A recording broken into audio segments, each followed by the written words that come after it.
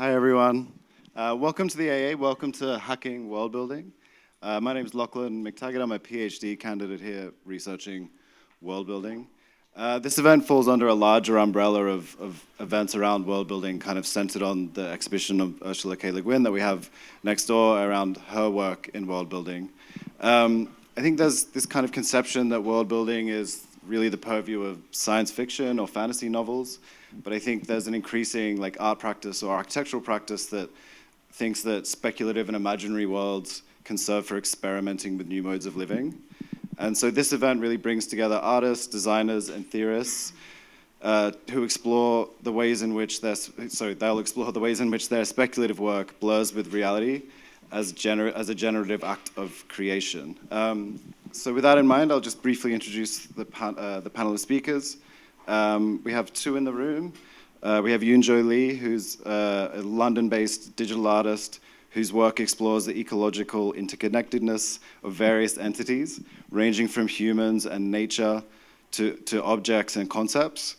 By drawing on theoretical frameworks that integrate ecological consciousness with relational vitality, she employs mythological elements to reevaluate human ontological positioning, emphasizing the unique role of digital art in depicting these complex relationships. Also in the room we have Emma Stern, who's an artist and writer living between New York and Paris. She received her BFA from the Pratt Institute in 2014. Her work combines traditional oil painting with 3D software intended for game developers, resulting in an ongoing body of work that explores virtual selfhood and identity, positing virtual avatars as a contemporary mode of self-portraiture. On screen from abroad, we'll have Alice Bucknell, who's an artist, writer, and educator based in Los Angeles. Their work explores the affective dimensions of video games as interfaces for understanding complex systems, relations, and forms of knowledge. We'll also have Miriam Hillawi Abraham, whose works decipher and conserve oral histories and disappearing knowledge systems from across the continent, striving for their continuation into the digital future. And finally, we'll have Flora Weil, who's a designer, engineer, and artist whose work focuses on exploring new narratives around the development of emerging technologies. She also co-runs an interactive media studio called Nephila with Alexander Taylor, an evolving collective of people and technologies building experimental projects focused on open source tools, world building, cybernetic systems, design engineering, and ecology. And so with that, we'll just a quick note on format. All 5 artists are going to present their work in kind of 10 minutes. Then we'll have a roundtable discussion and open it up to questions. And so with that, we'll turn to Alice, who's going to explain their work.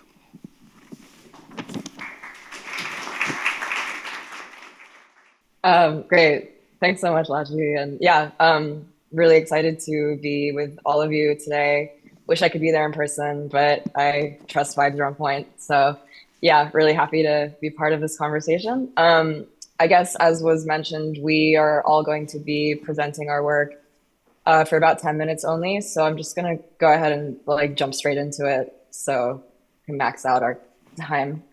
Yeah, so just as a word of warning, the presentation I have is very media heavy. I figured it would be really a good move to get quite deep into the aesthetics and the lore and just the look and feel and textures of the worlds that I create in my work. And yeah, then kind of let the discussion sort of unfurl from there on out. So what I'd like to do for the 10 minutes I have to kind of contextualize what it is that I do is essentially 3 projects, 3 video games that were produced within the last year. These are games that, really are focusing on, I would say, the limits of human knowledge systems. Also kind of trying to find a softer or more poetic, expansive space inside of science and technology studies. Oftentimes my work is looking at the limits of scientific understanding, and Small Void is certainly an example of that. This was a project that came out of the Arts at CERN residency program last year, and it's a game about basically black holes, but also queer romance and the limits of language and attachment theory And yeah, it's kind of embracing the sort of paradoxes of the limits of what we know around the cosmos, but also around ourselves and each other. So essentially, Small Void is the two-player, um, pretty much like a walking simulator. But there's some interesting mechanics going on in here. So the primary mechanics for the game are echolocation and also haptic feedback. So kind of when the controller becomes a sort of intelligent interface in and of itself, it starts pulsing, vibrating.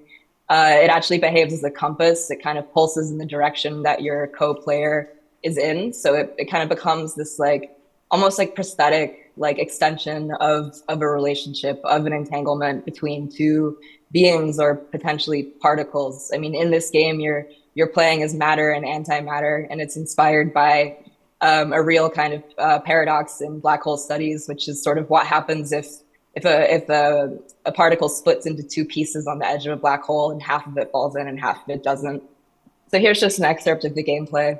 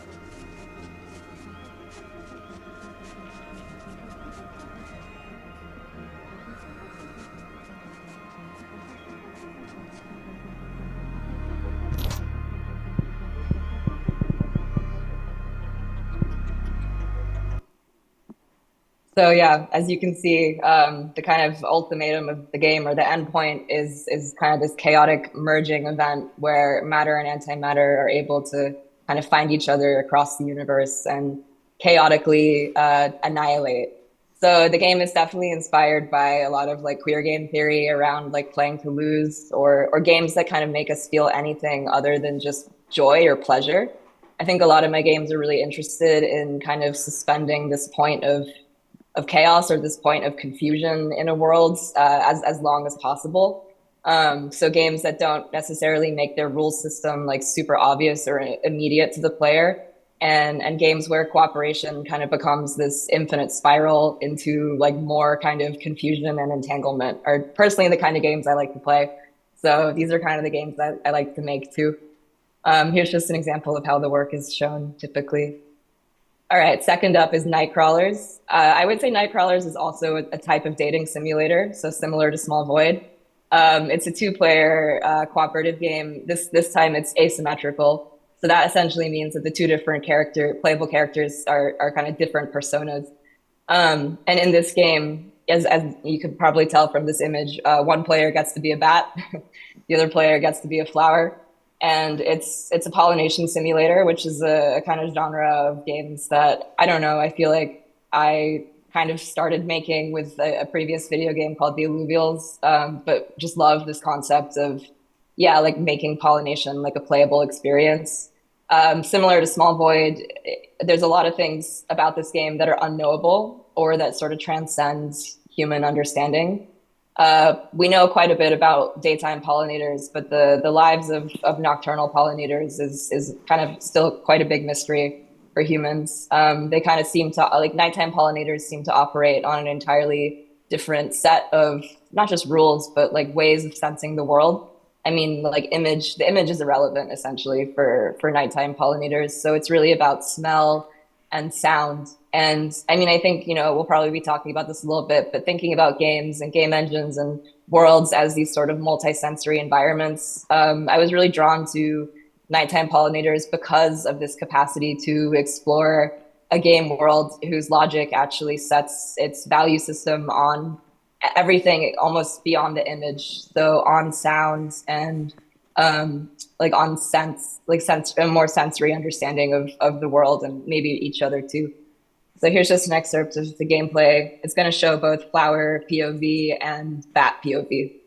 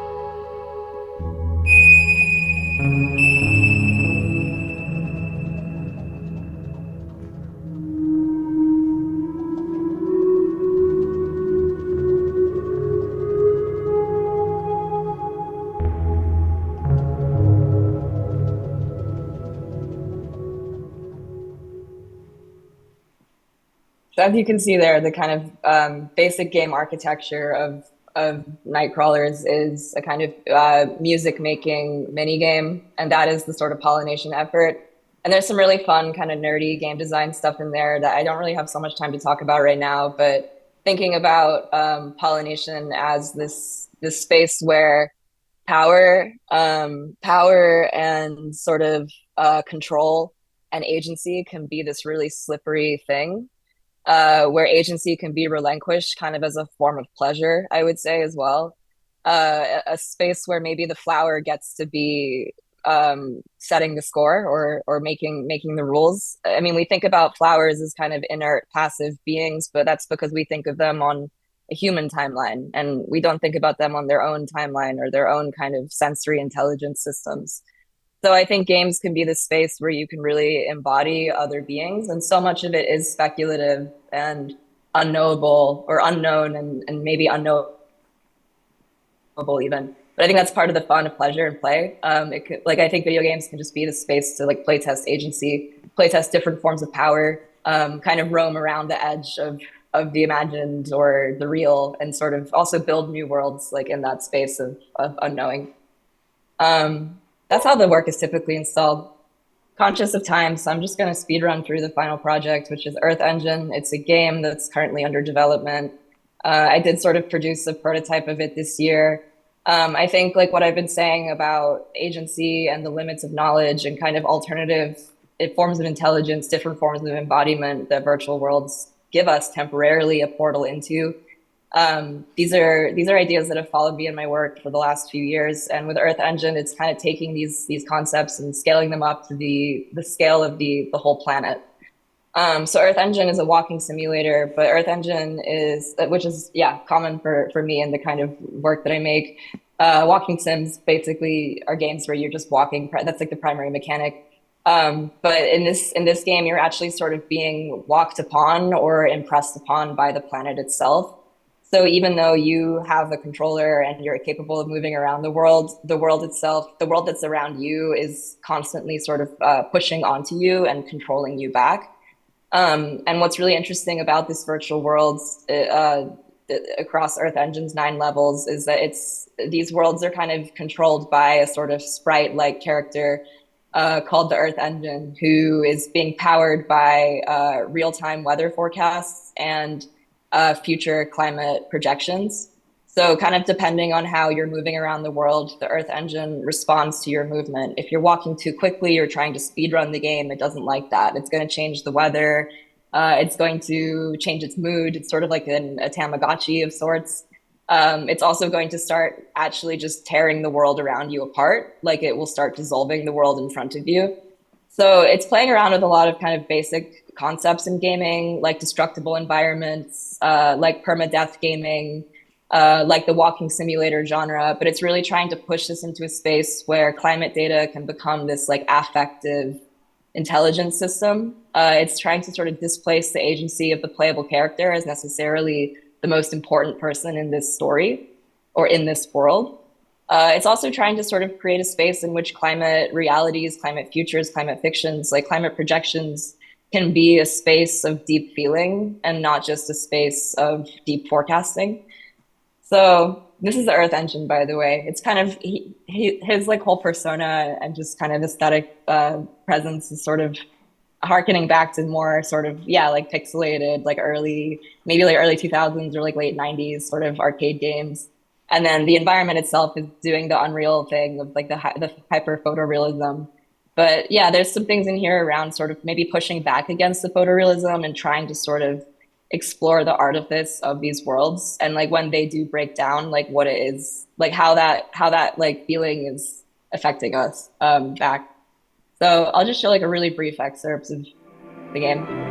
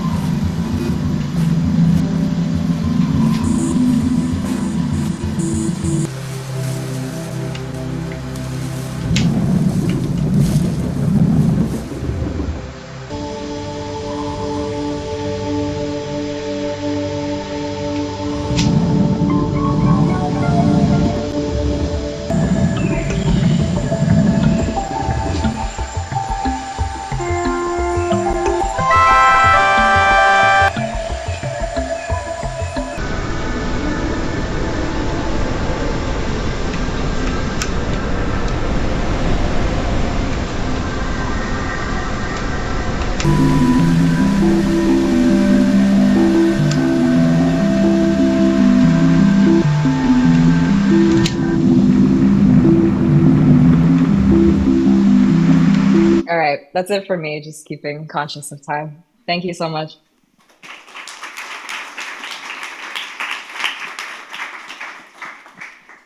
Thanks, Alice. Super powerful work. I'll obviously we'll be responding later. So yeah, again, just in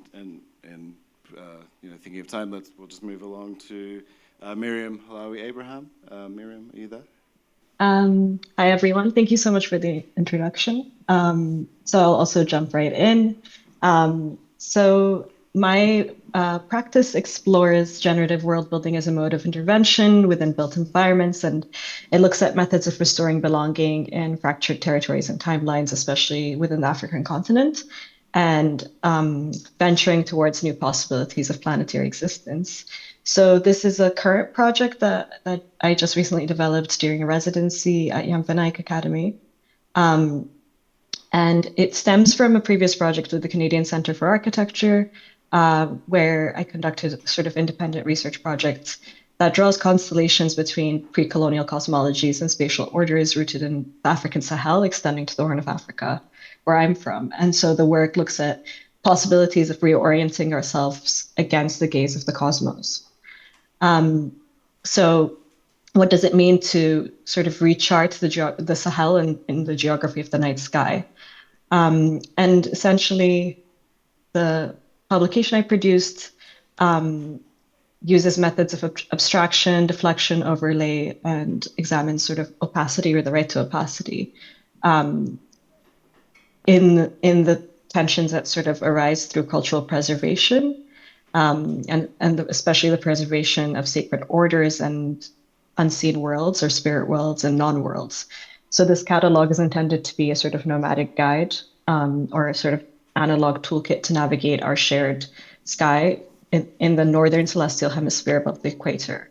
While the space that I've showed just previously that functions as a sort of cosmic outpost where these terrestrial schemas could be studied and these fragmented geographies could be sort of remapped through unruly desert materials and disobedient stars. I'm going to go back to an earlier work of mine, which was a sort of larger body of work that developed over a few years. It's called the Abyssinian Cyber Vernaculus. At the time, I was working with the methodology of sort of appropriating digital technologies and constructing fictions, or sort of employing what Saidiya Hartman calls critical fabulation, and in order to sort of disrupt religious and political hegemonies that felt like a barrier between myself and my material heritages in Ethiopia. So this work sort of uses XR and VR game mechanics to sort of allow me to work outside the learned methods of architectural discipline and sort of preservation, thinking about virtual disembodiment and subverting game tropes to sort of like also disrupt existing stereotypes. So the Abyssinian Cyber Vernaculus was ultimately the errant digital twin of Lalibela, which is a group of monolithic churches in the north of Ethiopia.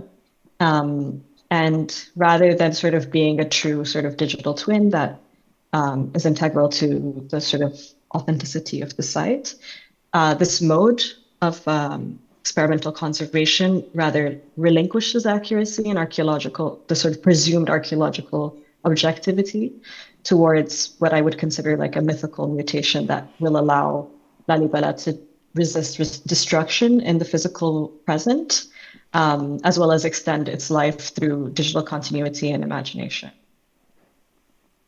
And following that, I was working towards this idea of translating between the sort of like physical reality to sort of virtual world, sort of very expansive virtual world where I can mine from, and then reappropriate towards a sort of like installation work in a way. So this work was presented at the Sharjah Architecture Triennial in 2023. Again, linked to Lalibela, and this is one of Lalibela's 11 churches, Beit Abba Libanus. It's refabricated in Sharjah. One of its facades is refabricated in Sharjah using locally sourced salt blocks, originally sourced from Pakistan. And they're generally sold at Sharjah's industrial center as salt lick for camels and cattle. So what was interesting to me about this specific facade in this church within the site that I often, return to, refer to within my work, is that there's a subtle act of repair, and a repair in terms of also its own mythology. So the church had suffered a partial collapse.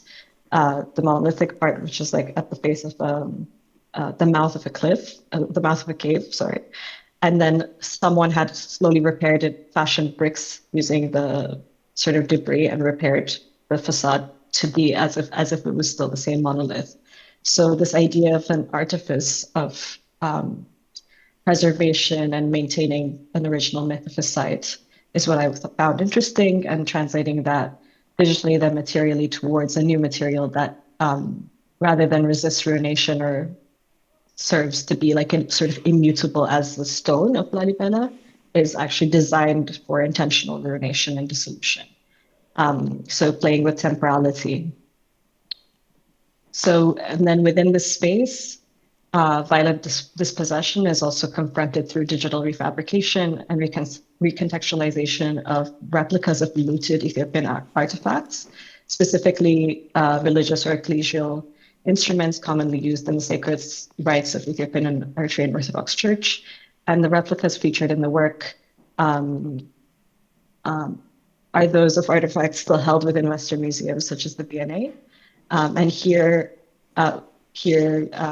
using public domain images from the museums that are holding the objects, I refabricated these sort of like ghostly artifacts, and then fossilized them, or sort of, crystallized them in salt to sort of place them in the site as a like a retroactive fiction, or retro archaeology, or fictional archaeology. So the installation is intended to represent the impermanence of our physical architectures along with the mortality of myth, and allowing for a sort of decay and degradation through human presence. So here, heritage, the physical or hard evidence of territoriality, and possession is brought into question through this impermanence and through the artifice or fallacy of its repairing construction. And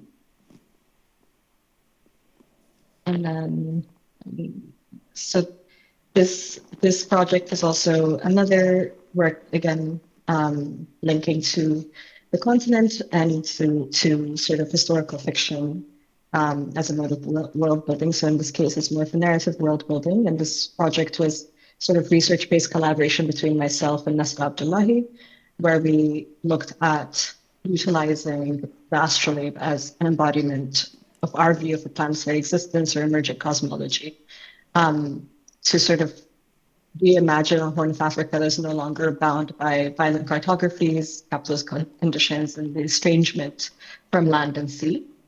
And here we were really interested in this idea introduced by Legacy Russell within Glitch feminism, this idea of errors as being a place of exploring the unknown and also being sort of errant and uncontrollable and unrecognizable. So errors and sort of misplaced accuracy becomes a way towards the sort of serves a liberatory function. And lastly, I'll show another collaborative project between myself and new media artist Eunjo. And this is a project again that explores the themes of fiction and narrative and territory. This is a project called the Museum of Monstrology, and it's a sort of roaming museum or bestiary, let's say. And we operate as sort of archivists, where our mission is to create this nomadic bestiary that looks at what we call the necessary monster. And based on the sort of Latin definition of monster, which means to warn or to advise, we consider the necessary monster these things that spawn in distinct geographies across timelines, appearing and disappearing in lore as omens, but also warnings of unknown or what will come to be. So we're interested in how environments and cultures birth monsters and how monsters in turn morph the image of a site. So spaces and bodies mutating around each other. So how do these monsters urge us to reconsider ideas of territory and belonging? So it's a sort of ongoing project, but I don't know, I'm also conscious of time, so I'm not sure how much time I have, so I'll conclude here. Ultimately, my practice moves through these various channels and mediums, but at its core, it's always about sort of destabilizing this normative sort of present or reality. And I work critically through different techniques or technologies to find ways of building knowledge systems, habitation, and radical mutation to empower us to resist erasure and ruination. Thank you.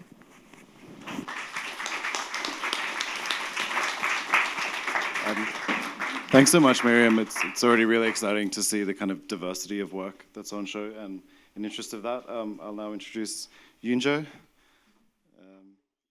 Thank you, everyone, for being here. I'd like to begin with a brief introduction about myself, but just share just a bit about my new work that I'm developing recently. So I'm an artist and filmmaker who works with Unreal Engine. I'm sure many of you know about this. Over the past year, I've been creating a trilogy of pieces about ecological perspectives and new materialities. These pieces draw from mythologies around the world and aim to expand our sense of life boundaries by following protagonist's journey, a journey of discovery that invite us to think differently about existence and definition of life.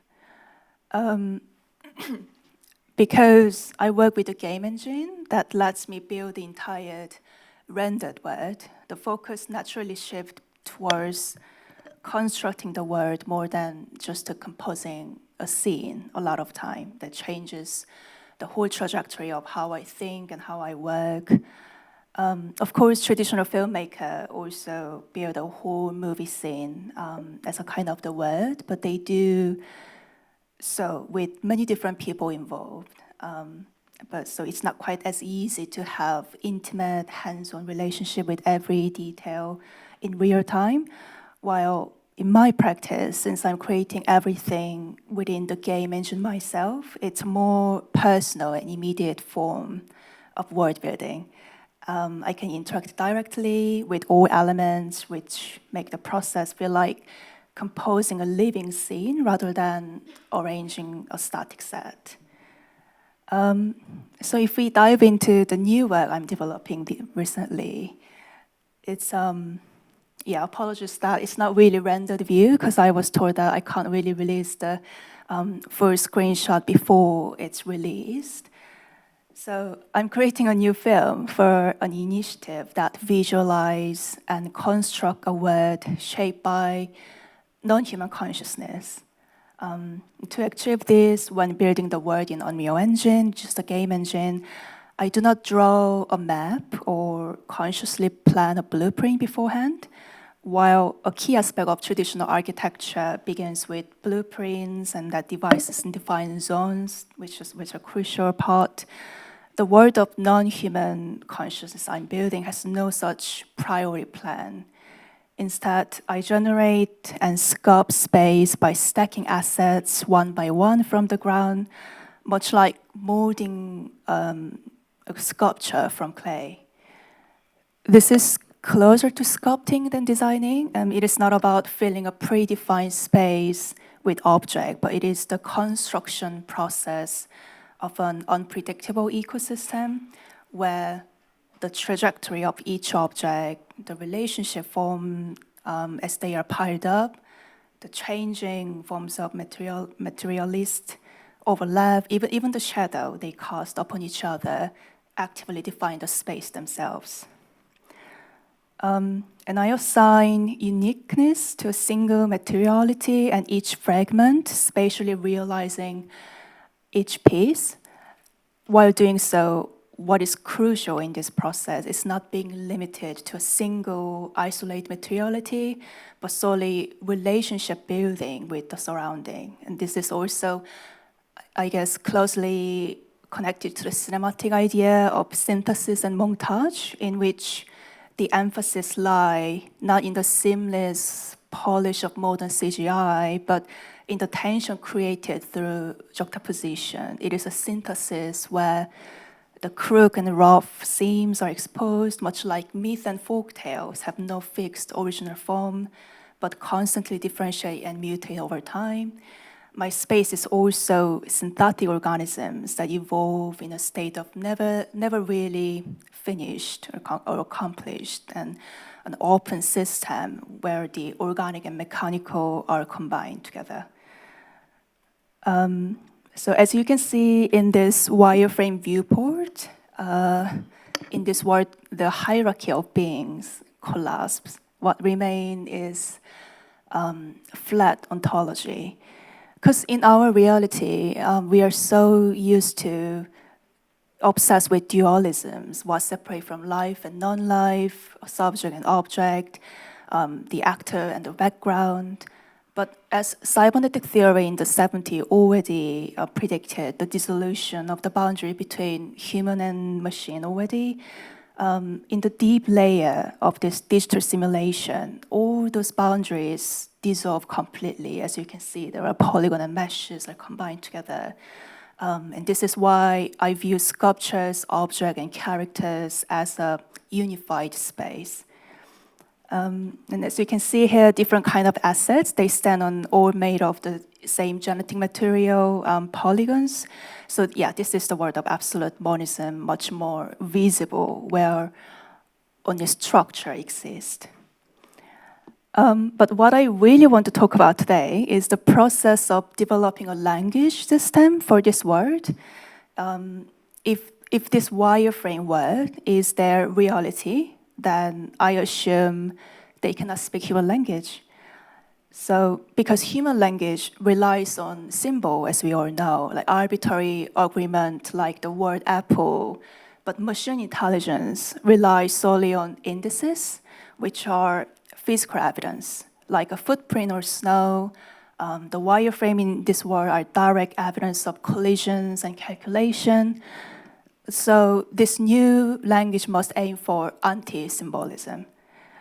So to achieve this, I try to adopt the theory of parallel architecture by linguist Neil Cohn.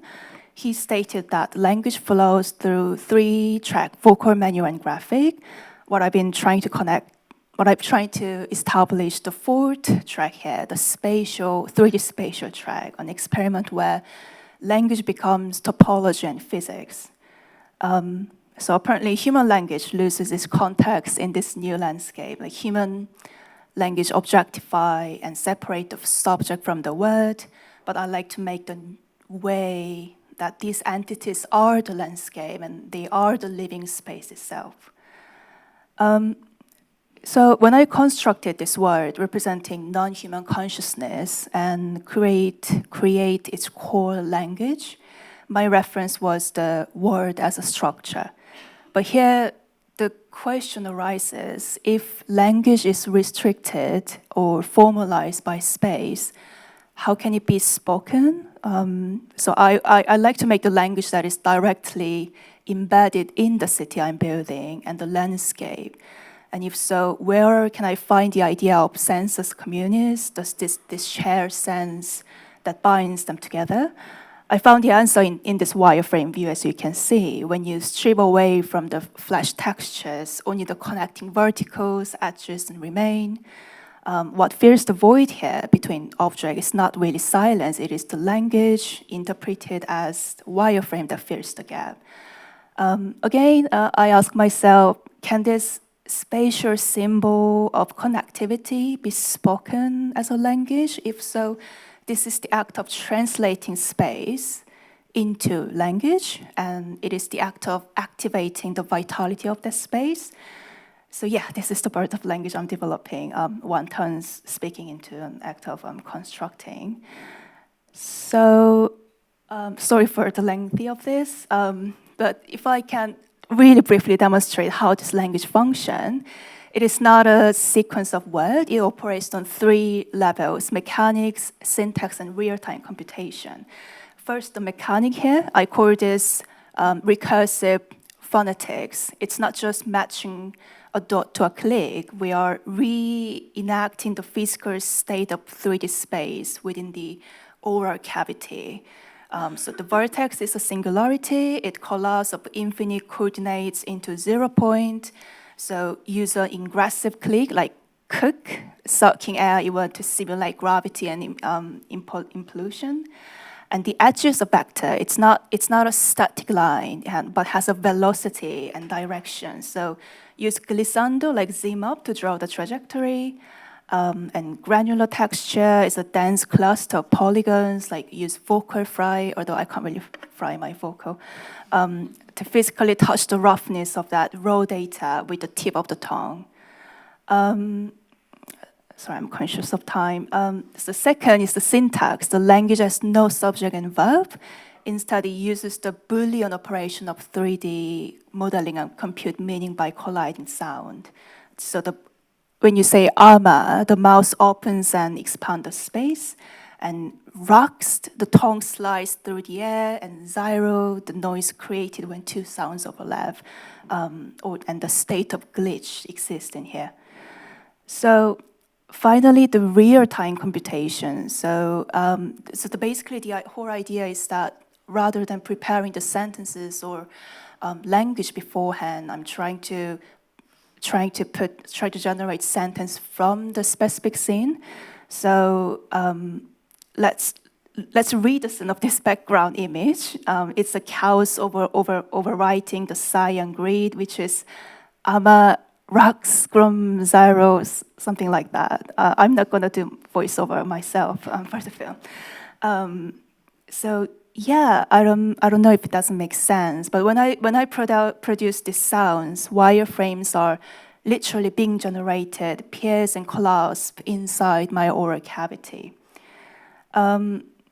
Finally, I probably could be asked, why am I developing this non-human language in a form that humans can pronounce, almost a way of humanizing of non-human?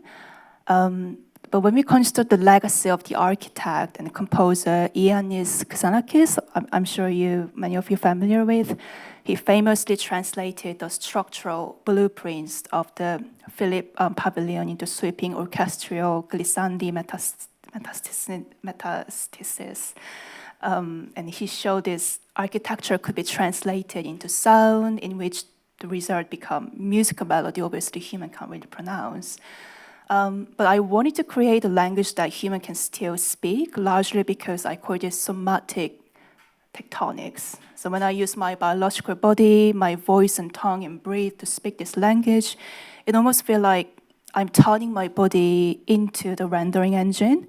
So when I speak the word that is inspired by this wireframe, I physically force myself to feel this friction, heat, and heaviness of the digital data.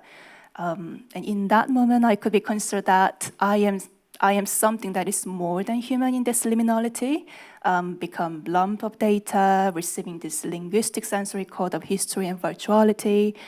As Gilbert Simonton stated, individual is transmitted to another individual, trans individual becomes part of the individual. So yeah, when I perform this language, I become trans individual fused with non-human by entering the place where the builder becomes the space. So within the philosophical movement, often called material turn, this act raises matter from a passive object of perception to an equal actor in the world. It becomes not simply a space to observe, but a space we perform and become through our entire body as the space. Yeah, so the word turn itself into language. So film is going to be released early next year.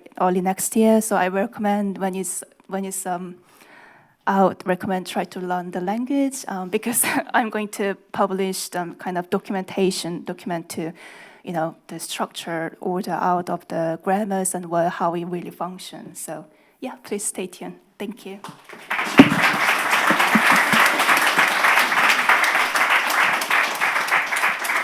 Thanks so much, Eunjo. Can't wait to see it finished. We'll now move on to Emma, our fine artist in the room this evening. Hi.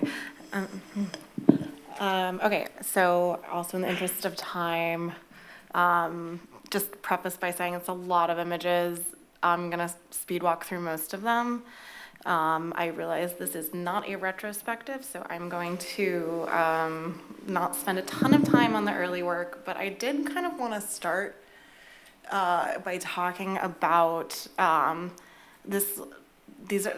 going to show a few very early pieces, and by that I mean like 2017. So I'm going to call these the Black series. And I think it's worth talking about just because it's relevant. So I've been painting already the female body for a long time. My background and training was very traditional in the sense that I was working from a live model all through school. That was really my main focus. And just doing like pretty classical traditional oil on canvas painting. And also around this time, I was listening to a lot of Ray Kurzweil and reading Max Tegmark. And so I was becoming interested in the way that people present themselves virtually in an increasingly online world. And in the concept of like virtual selfhood more broadly, particularly as it pertains to the virtual female body. And so I started painting avatars. What you're seeing now is, I'm still figuring out the process at this point. So what you're seeing right now is paintings I made. They're other people's avatars, so I'd find them open source downloadable on message boards, and I'd alter them a little bit with 3D sculpting, but not very much. I was really not fluent in the software at the time, and so there was a pretty steep learning curve. So I was basically just teaching myself off YouTube tutorials. So that's why these compositions are quite simple. And then obviously I started to notice a lot of tropes in the posing and some of the features. I don't know if you guys noticed like the big anime titties on a lot of these, but it kind of caused me to begin considering who was making this content and for whom. And so the reason I wanted to kind of just start with this series of black paintings is because in the context of world building, I feel like it's pertinent and there's something a bit biblical about the whole thing. And by that I mean that I was raised in a kind of religious home, and so I've always been really fascinated with Genesis 2, which is the Western version of the story of creation.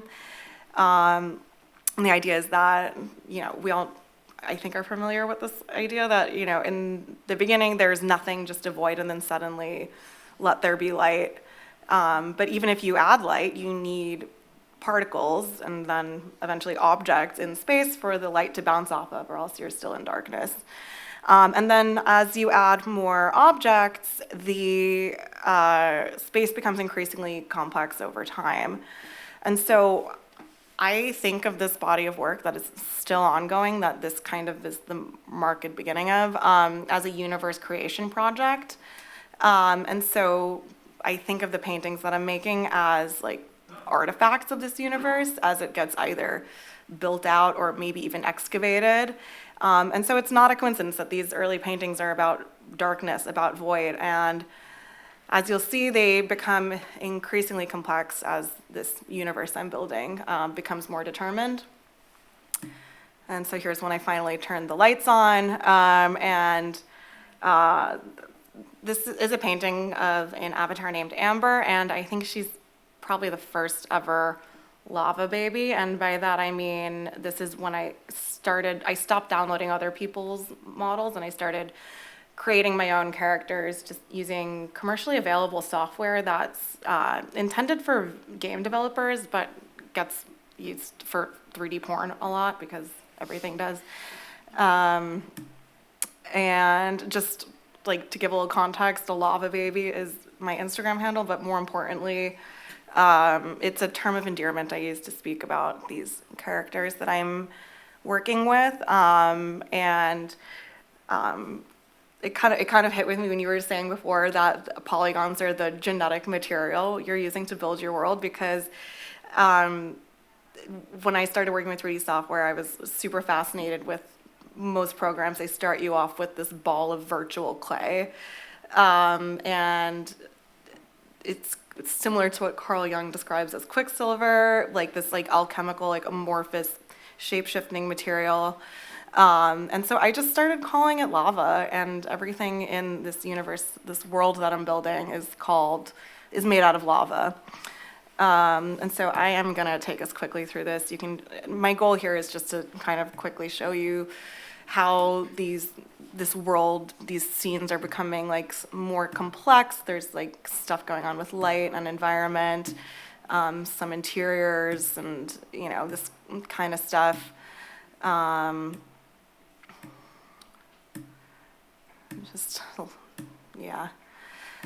really what I want to do is take us to kind of this portion of the evening. This is 2021. This is from an exhibition called Boy, It Feels Good to Be a Cowgirl. And this is when I started doing these more ambitious painting exhibitions, these solo projects. I wanted to take advantage of that format by working in distinct series, thinking of each project as a concept album rather than a bunch of songs or singles. So this particular exhibition was my first time testing out that format, and it tells the story of a cowgirl named Blossom. And this is where I started really thinking of narrative as another layer of complexity you can add to a universe or to a world.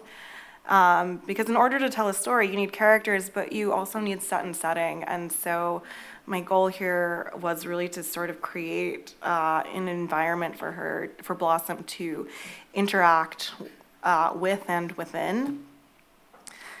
trying to be conscious of time, but I have to talk about Quentin Tarantino for a second, because I love him, and I heard an interview he did years ago where he said that every time he's working on a screenplay, basically like in tandem, he's also writing the prose, like the novel version of what happens in the movie. And he usually doesn't release this version of it, but for Once Upon a Time in Hollywood, he actually did. He released a full novel that's this kind of like side quest of the movie, which it's really good. I recommend it. But so anyway, at this point, I started to think of using storytelling, which I think for the purposes of this evening is sort of interchangeable with the concept of world building, using it as a way to generate images. And so I do a bit of writing at this point. Every time I do an exhibition, I kind of use it as an opportunity to build out the mythology of these characters. So yeah, we can get through it. So this is another exhibition I did shortly after called Desert Pearl. It's all about a depressed mermaid named Pearl. And so it's around this time where I really had kind of recognized that this is, in addition to being a world building universe creation project, it's a self-portraiture project, because what is an avatar if not a self-portrait? A contemporary approach to self-portraiture, which I like because it places it within the context of art history. So yeah, these characters are proxies, iterations, projections of myself steeped in metaphor and fantasy. And I am just really interested in the ways in which we represent ourselves in virtual worlds and the way that reflects back on us from behind screens, and I think profoundly affects our offline reality and creates like this feedback loop of identity. So one advantage of having a source file for every character is that you get to, and also living in the age of industrial sized 3D printers, is you get to make 8-foot mermaid sculptures and install them in the West Texas desert. And then again, thinking of sculpture as just another kind of material artifact that can be like culled into existence or excavated from immaterial universes. This next exhibition was called Booty. It's about a roving gang of pirate wenches, and I got really inspired when I came across this random piece of history that New York City, which is where I'm from and lived most of my life until very recently, used to be totally overrun by pirates all up and down the coast, lest we forget that Manhattan's actually an island. And the story here is that these pirate wenches live in a not too distant future New York City, which is sunken mostly underwater due to global warming, and there's a resurgence of piracy and misadventures ensue. Oh, and also the ship that they are on is called the Troublemaker, obviously. This is Shelley. This is Sandy. Here's Ursula. And like, it might just be a good time to just mention at this point the idea of these like pornographic tropes I touched on at the very beginning. I think it's really hilarious that my work gets referred to as pornographic, or like porn adjacent is another one I've heard, which is funny, because there's really like maybe this is an exception, but it's the exception that proves the rule, because there's very little nudity in my work actually, and certainly like nothing very explicit. But what I think people are responding to is just that these virtual female subjects they're recognizable as archetypes. And this is the art history connection again, because we've been honing these tropes in our representations of women, first in Western art history as nudes and as muses, then in porn and in video games, and now, especially in the age of artificial intelligence, where these algorithms are trained on these histories, created to satisfy preferences, motivated by the same desires that reproduce these tropes in the end. So my main area of interest at this point is how these preferences and desires are imposed specifically on virtual female bodies. Next up on the universe tour, we're visiting the world of Penny and the Dimes, which is a fictional rock band I made up. I'll just rock through this quickly. Again, thinking of avatars as like fantasy-based extended self-portraits. I invented a rock band where every member of the band is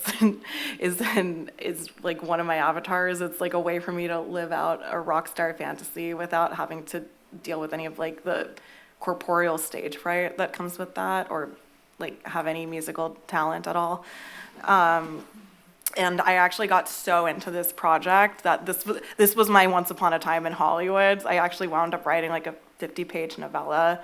So that was like the first fully realized work of fiction that made it out of the drafts folder into the real world. This is a commissioned piece for an exhibition in Shanghai. It's only in here because this is the first time that this little devil character appears. And it's a good example of what I call universe crossover, where sometimes like these characters will reappear later. And so I got so into this character, this little devil, that I wound up doing an entire show about her about a year later. So this is my most recent exhibition called Hell is Hot. And yeah, it's kind of all about this like underworld, I guess we'd say. Fun fact, according to Dante's Inferno, the ninth circle of hell is actually freezing cold. And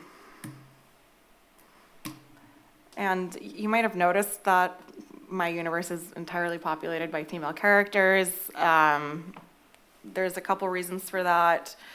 One reason is that women are just a lot more fun to paint. That's why everyone does that. But then also, like, considering that they're all self-portraits, and I've always felt like pretty aligned with my femininity, so I don't usually feel super compelled to represent myself with male characters. But this is Flint, and he's again an exception that proves the rule. I was thinking a lot about like corporate hell, or like the boss from hell for this show.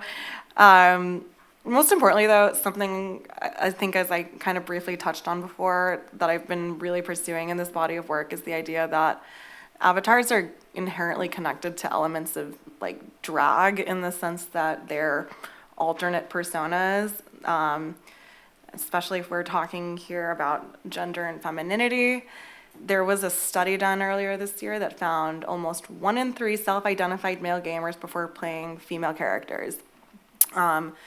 So that's to say, women are super overrepresented as far as on virtual worlds go.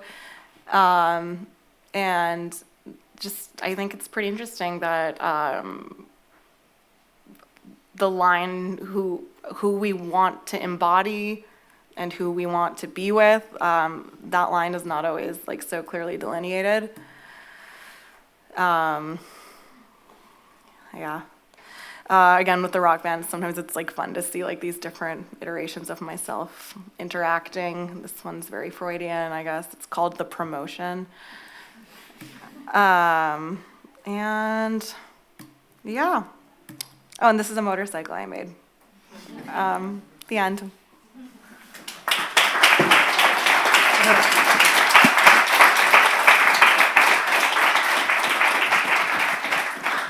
Thanks, Emma. Amazing. We'll just turn very quickly, because we only have a short amount of time left, to our, it's great, to our final speaker, Flora. I'm currently in China on a VPN, so I'm a bit nervous things get disconnected. I'm super happy to be here amongst these amazing artists, but it's also like 3 a.m. right now, so I'm also a bit delirious. I have tentatively named this short presentation Worlding Upstream, which is an idea that's not necessarily mine, but that I have been circling around a lot recently. So my name is Flora. I'm a designer, educator, researcher. My background is actually in engineering. And I use different mediums to articulate ideas. I use design fiction, open source tools, engineering. I spent several years in an R&D lab in Japan where I worked with scientists to turn academic research into new technologies. And then I did some fellowships that were about world building and ecology. And I think for a long time I wondered how to describe myself and where to situate my work. And I realized it has a lot to do with translation, which maybe connects with some of the themes that were explored previously. Translation between art and science, between academia and industry, between different geographical regions. And this is also how I understand world building. It's really an act of translation where you hold multiple realities at once, or you build systems that create an entirely new space for concepts between things that seem disconnected at first. And I guess over time, and also probably because of my background in engineering, the main question relating to world building that I am interested in is what does it mean when we build tools that let others become translators too? So, what does world building look like when we move upstream, when instead of creating worlds ourselves, we create the infrastructure that enables others to world? I also wanted to bring to your attention a kind of distinction between world building upstream and how the tech industry is co-opting this term world building. So there's been a lot of headlines. This is one of the latest ones that I've seen claiming that world generation is the next AI frontier. I think there's a kind of risk about conflating world building with a sort of one-click subscription-based productivity 3D asset generation. It kind of compresses and erases the entire social, iterative, messy, and negotiated process of world building itself. There's this article by Warburton that I was reading that's about this as well, where he kind of wonders what the role of the artist world builder is today. And he says, from here, artists are at best human collateral, a volunteer army of disruptive storytellers whose function is to pump out training data to populate and gentrify virtual worlds, to accelerate investment, or to perform informal R&D on successive generations of unstable tech. It's pretty depressing, but I think it's really about it, I guess just like most art in the age of AI, world building is not really about the output or the asset or the infinite 3D environment that you're able to generate from a prompt, but it actually still is the collective process of negotiating shared meaning over time. I really love this definition by Franco Bifo Berardi, where he says a world is the projection of meaningful patterns onto the surrounding space of lived experience and the sharing of a common code whose key lies in the forms of life of the community itself. So worlding is about translation, interpretation, and developing shared vocabulary. And when you compress this into productivity tools, you're automating away what actually matters in world building, which is the part where people build relationships, develop shared context, negotiate what the world means and how it should work. And I guess if we talk about anything upstream, for me, it's really hard to avoid talking about China, which is also where I live. So maybe I'm biased. But I think when we say China is upstream of the world, we're no longer just talking about raw resources or manufacturing, but we're increasingly talking about culture as well. We've seen this a lot this year in 2025, first with the TikTok refugees migrating to Red Note, then the DeepSeek moment, then we had the tariffs, which exposed the fragility of luxury supply chains. What's more interesting is that people in China have been navigating different forms of platform monopoly and censorship in parallel with extremely accelerated and compressed growth in a very short span of time. And so, in many ways, the Chinese internet is one of the places where identity formation moves and reinvents itself much faster than other places in the world. And because of that, for me, China is sort of a lab for world building, where you have these experiments in identity formation, where you no longer really rely on singular notions of authorship or selfhood. My interest in China as an experimental site kind of led me to spend 2 years doing field work across Chinese deserts. I was examining something called the Great Green Wall, which is basically a massive weather engineering program that spans multiple regions in Western China, and it's been ongoing since the 1980s. This project kind of basically takes place within this very unusual landscape that's defined by both extreme forms of environmental control and subversive acts of adaptation. And so in this region, you'll find gamified terraforming, dust storms, organic desert farmers who build solidarity networks through live streaming, large-scale afforestation sites, scientists who are building evolving experiments constantly. And then as an output of all of this research, I created this atlas that serves as both a map and a divination tool. And the atlas basically transforms through different modes of movement, and it asks what would be designed if our central perspective could change, taking the qualities of different beings, forces, of breath. And so rather than presenting fixed conclusions, it kind of tries to generate new questions, new combinations. And so this project is sort of one of my first attempts at thinking about worlding infrastructure that creates conditions for collective forms of sense making. So this atlas is called Design in Rising Winds is one approach that I would call trying to world upstream. But this question of how to build infrastructure for collective identity is also at the heart of a lot of the projects that I conduct with my studio Nephila that I co-run with Alex Taylor. We're really interested in moments where identity kind of starts behaving like a botnet or a bootleg, or when identity can be understood as a hallucination or a rumor. A lot of these sort of ways of framing came from a research that we did on Chinese subcultures in collaboration with researcher J.Y. Yan. So, for instance, one subculture that we were really interested in is this thing called Tuanbo, which is like group live streaming, viral group live streaming in China, where you basically have dancers who are synchronizing perfectly as at the same time as viewers pay basically to control what happens in real time. So all the movements and actions happen through these microtransactions.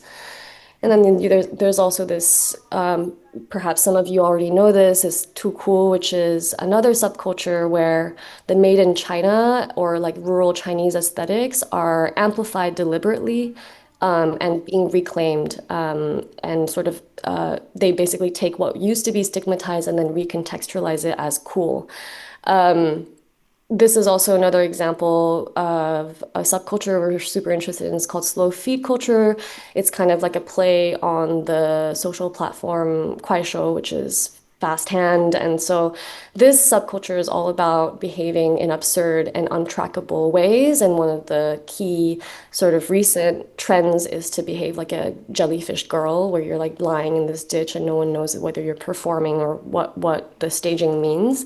But I guess there's many more Chinese subcultures we've been studying, and we're interested in what kind of platforms or infrastructure make this kind of worlding or this kind of collective identity formation easier. And so one of the first tools that we built as an experiment with Nephila is this Google Chrome extension called Feed, which is basically like a second brain that delinearizes the content feed. And you plug into it links. It looks at your browsing history. You can plug into it like text, images, anything you want, and the system extracts words, keywords from this and makes connections that are editable based on prompts that you can change. We then built another tool, which is a little bit more complex. It's a node-based world simulator, a kind of entity component system that basically chains together granular prompts and then produces a queryable world. And then you can use this to generate any kind of formatted data that can be C# scripts that you can input into Unity, or just text descriptions of personas. It can be location coordinates, color lists, mathematical equations, whatever you want. What we try to do is to build all the tools procedurally, so you can plug this tool into the next and generate world data. And then we took all of that and plugged it into a open world game that was populated with programmable autonomous agents that kind of talk to each other. And the idea is that these agents have personalities, they have desires and interests based on what was initially your dispersed world. So it's all assembled ambiently from your notes, your images, your history, and then shadow parts of your identity end up kind of interacting. So agents, can be obsessed with something that you cared about 5 years ago, or they might compete or cooperate with each other. A thought that you had yesterday might fall in love with a question that you had today. All of these experiments kind of evolved into our most recent tool, which is something we call a social operating system. It's basically built on the frustration that social media platforms today are designed supposedly for increasing connection, but actually they're optimized for metrics, engagement, and for performing your individuality. So we wanted to create an alternative where the design of this platform is based on collective actions. The idea is that you can join different folders, kind of similarly to how you would join a Discord server, and then you can drag and drop files into there, any text, audio, links, videos, and you curate this large corpus of references. And then you can craft these mini apps, which are executables. We give you like templates, so it's very easy to make, and you can then deploy all of this shared context into online actions. These can be memes for social media, messaging that target specific groups, viral aesthetics that make your movement instantly recognizable. And the concept behind this is trying to build a tool that allows groups of people to deploy themselves online like a botnet, so disperse people acting in autonomous and more coherent ways. So yeah, all of these are sort of small attempts to move worlding upstream, and to make tools that are not designed to make you legible or to perform individuality, but instead create software experiments that leave space for unscripted behaviors, beings, worlds to emerge. I think this is also where world building becomes the most powerful, when you're able to build tools that enable collectives to continuously reconfigure who they are, how they act, and how they produce meaning together.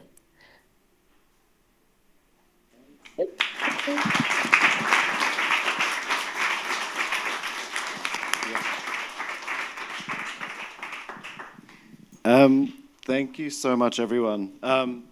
The work is also rich and ambitious. Unfortunately, a corollary of that is that we're way over time and only have 10 minutes left before we lose certainly the online speakers. So I'm wondering if it might be best just to immediately open up to audience questions. Because you guys have been so generous with your time being here, so I want to be generous back and offer you a chance to be in dialogue with the artists. So, any questions? If not, I'm happy to ask them. Yeah. Hi, I'm Yewon Kim from Weil Gallery. First of all, I'm just so astonished how star-studded this talk is. Thank you very much. I saw your work, Emma, in Carcostrial, and your work, I encountered it at Frieze London this year. And Alice, recently I've been to Soft Robot exhibition in CC Contemporary, and I played your game in Copenhagen. I don't know if you can hear me. It was really interesting because when I entered the room of your work, there were two controllers, and at first I didn't realize I'm supposed to play both of them. It was supposed to be played by two people in collaboration in order to move to the next room. And at first, so either if you have a company, you can play together, but if you don't, in my case, I had to hold two controllers on both of my hands to get out of the next room and the other. So my question is probably more relevant to Alice and Eunjo, who have works on screen. Curatorially, like what if you didn't have any limit in terms of budget and scale and time or anything, or technical intricacy, what would be your dream sort of installation space you would realize?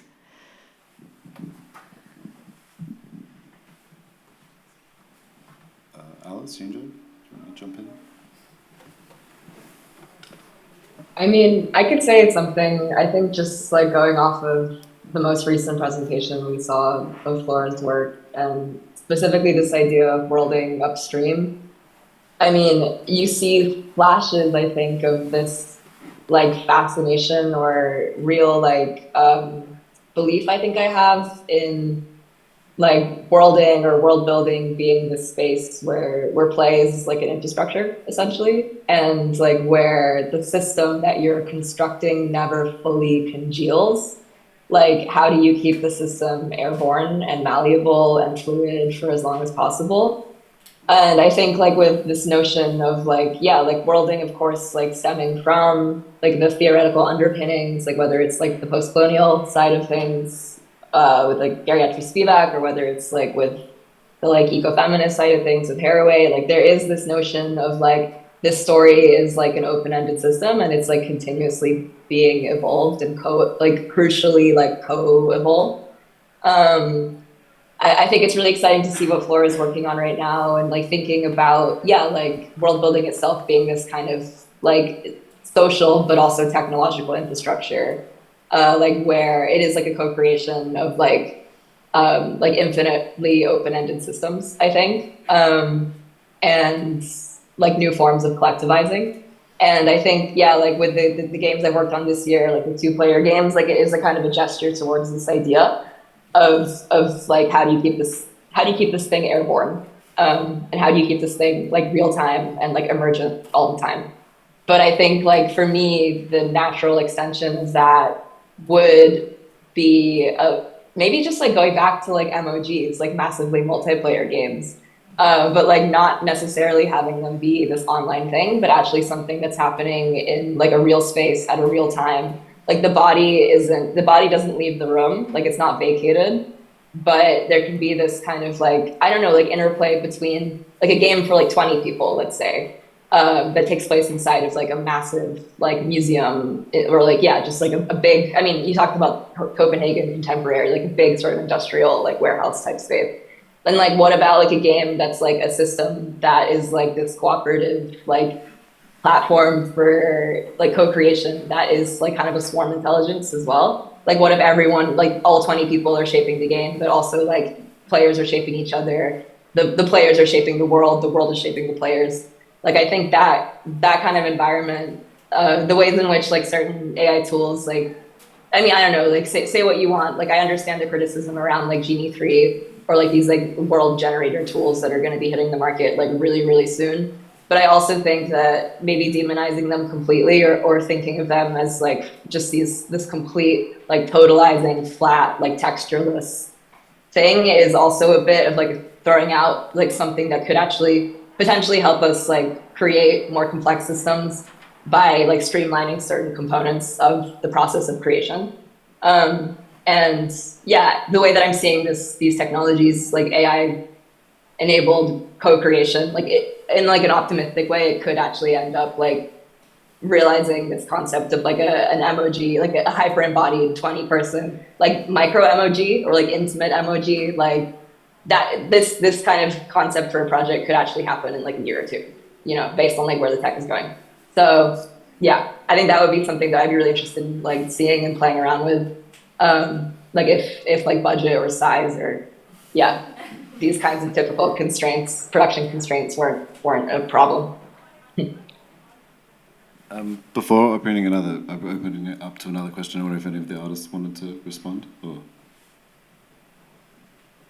no? Okay. Next question. Oh, okay. We'll go you. Hi, thank you all for your amazing presentations. I thought they were really interesting. Miriam, I have a question for you on your incomplete cosmic catalogue. I was wondering if you could go into a little bit more detail on how you see like the disruption of scientific hegemony and how that's practiced, and also how hybrid kind of knowledge systems might open it up a little bit. Thanks. Sure. So the project was done like over a couple of years of research. So it's a lot of also like secondary research through existing like written histories by like anthropologists and ethnographers who collected their information during colonial expeditions. So it's a lot of like sort of digesting that information and unfortunately digesting that bias and working backwards, and also understanding the territoriality of the continent. And my access, like through my body, is also still like still negotiated through these pre-existing borders. As an Ethiopian passport holder, I couldn't like continue that expedition, that Djibouti to Dakar mission, or vice versa. So yeah, it was interesting to immediately kind of meet that sort of obstacle, and then think about how cosmology also emerges from a distance in many ways. So in this project, I was really interested in this idea of these sort of overlooked histories, both pre-colonial and post-colonial, thinking about how they're interrupted or defined poorly through colonial absolutes. These things that exist in continuity and in perpetuity as well. And now understand them as embodied cartographies, and understand them as a technology that can still exist when the world erodes. So technology that exists without digitality in many ways as well. Yeah, and so I looked at 4 specific case studies and expanded to like a 5th one that felt more intimate and personal to me through oral histories and through familial like lived experiences, and then thought about how also subjectivity also helps us negotiate through these barriers as well.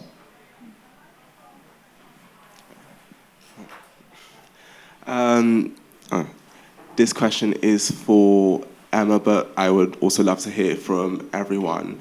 What I found interesting was when you mentioned both how like your avatars are like self-portraits, but then also end up like they have, I guess, a genealogy that comes from like these collective archetypes. You specifically reference porn, and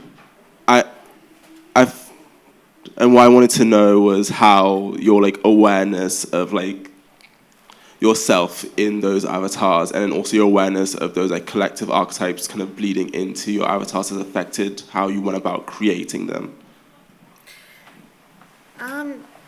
So I feel like I always have this mantra in my mind at all times, which is that like the things that you make will always look like the tools that you use to build them. And so like when I mentioned that this like commercially available software that I'm using is, they say it's for game developers, but it's like very used for porn. And the idea is it's a free software with this like massive like asset marketplace basically, and it's all porn. And so so I don't know, I know I'm like circling around your question a little bit, but I think like, yeah, like the even though I'm like, you know, I'm creating this like these original artwork, I'm still working within like the framework of this software, and then to kind of extrapolate outward from that, like there's a framework around everything, including like your identity, whatever it may be. We don't exist in a vacuum. I don't know if that's answering your question. I feel like I'm getting close to it. I don't know. Like, yeah.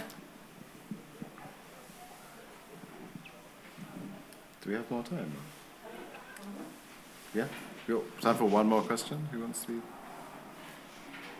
No? Ollie?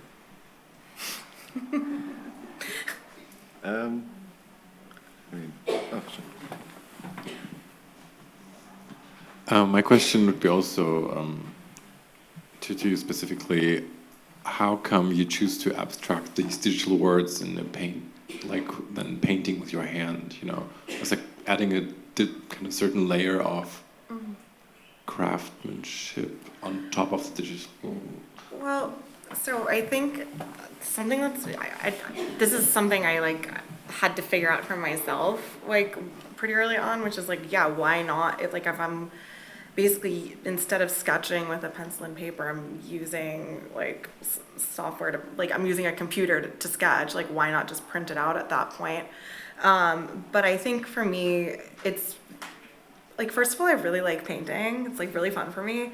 But then also, I think that for me, it's really important that these like these images exist like within like the broader context of art history, and like specifically like in the context of portraiture and self-portraiture, because I think like the whole point I'm trying to make, like the connection I'm trying to forge here, is that like this approach to avatars and online identity as a contemporary approach to self-portraiture. And I feel like one of the ways of doing that is to align it with the canon.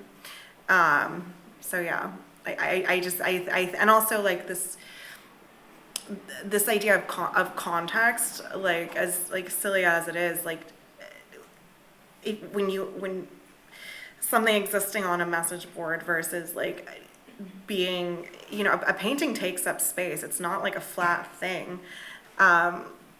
Like there's weight and volume to it. It's an object. It's a window and it's an object. And I think putting that in the context, like capital F, capital A, fine art gallery, I think that also like recontextualizes it in a way that it takes it off the internet and like puts it into a new environment in which there can be discourse created around it.